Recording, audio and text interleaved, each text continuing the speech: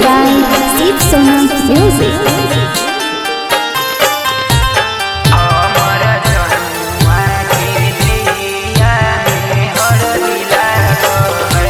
कवनी नगरिया से बजावा के आवाज आव है। कवनी नगरिया से बजावा के आवाज आव है।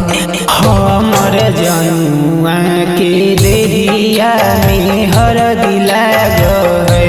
हमर जनुआ के देहिया में हरदी लागो है।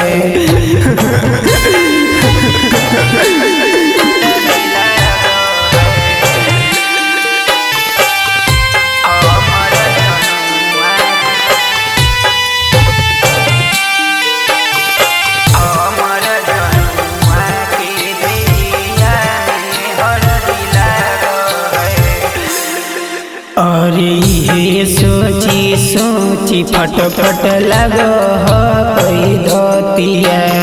भोरे छूट जैते जन से हमर संगतिया।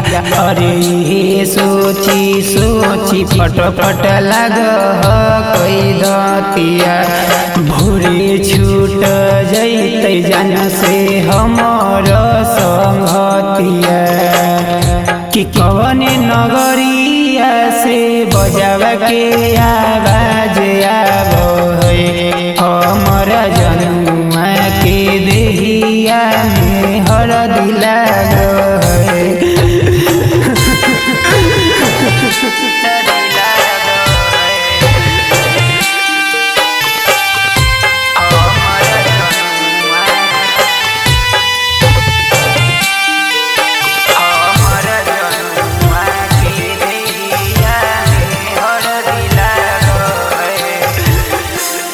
आगे हमारा तू जिंदगी अन्हार के जाइबे। पियावा के संगे साथ वचन निभइबे। आगे हमारा तू जिंदगी अन्हार के जाइबे। पियावा के संगे साथ वचन निभइबे। कि जानगे अमन के दिलवा तू ही तोड़ देंगे। जानगे देहिया में हरदी लगाई लेंगे।